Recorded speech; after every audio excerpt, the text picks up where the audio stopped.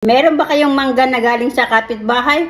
Bili kayo ng alamang at siguradong timing na timing sa ating mga cravings. Kain po tayo mga kamamsi. Good afternoon mga kamamsi ko dyan. Nakikita nyo ba yung nakalagay dito sa aking countertop? Siyempre alam nyo na kung anong maganda na partner nito. Meron tayo ditong 1/4 kilo na alamang. And by the way, ito hinugasan ko muna para hindi masyadong maalat kasi nabili ko na alamang ay masyadong maalat. So hinugasan ko siya and then sinala ko siya. And then meron tayo ditong brown sugar, then 1 tablespoon na suka, 1/4 cup na oil, 1 head of garlic, then 5 sibuyas na maliliit, and then sili, and then maliit na ginger. So let's start mga kamamsi, magluto na po tayo. And then by the way, gigilingin ko muna ito sa food processor para maliliit siya. So nagiling na natin ito sa food processor, magluto na tayo mga kamamsi. Since naka-ready na yung ating ingredients at nahugasan na natin ang ating alamang, ilagay na natin ito. 1 tablespoon na suka, and then hayaan nyo muna yan na kumulo. Wag na wag nyong hahaluin para hindi mahilaw yung lasa ng suka. So ayan, kumukulo na itong ating niluluto. Pwede na natin yung haluin. Then hintayin lang natin siya na medyo mag-dry. Kumbaga, ilulutuin muna natin ito sa sarili niyang tubig at syempre sa suka. So, ayan, natuyuan na yung ating alamang. Set aside muna natin yan. And then, saka natin ilagay yung ating 1/4 cup na oil. Then, medyo painitin muna natin. Saka natin ilagay yung giniling natin na mga ingredients natin. Sibuyas, ginger, sili at bawang. Marami-rami nilagay ko na sibuyas kasi yun ang pampasarap sa ating niluluto. And then, saka natin igisa-gisa. O, ayan, meron pang hindi nagili.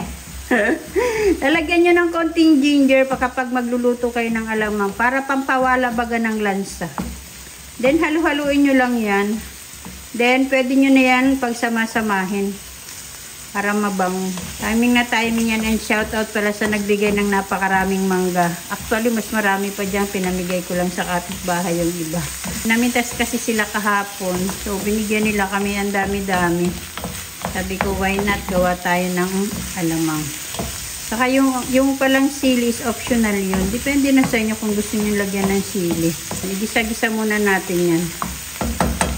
So, naigisa na natin yan. Ilagay na rin natin yung ating brown sugar. So, nakadepende na po sa inyo kung gaano katamis ang gusto ninyo sa inyong alamang. Maalat yung alamang ninyo, ay you need to add sugar.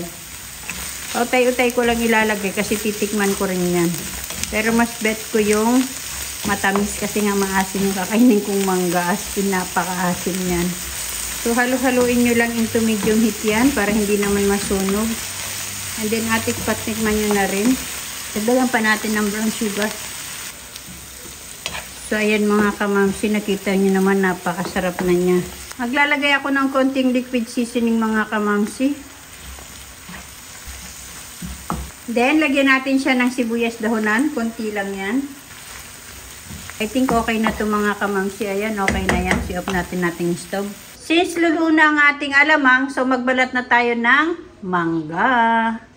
Dami tayo ng peeler. Wow, ang ganda ng mangga. Lapit na siyang mahinog.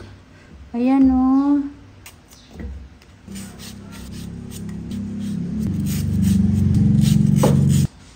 Timing na timing sa ating mga cravings. Kain po tayo mga kamamsi.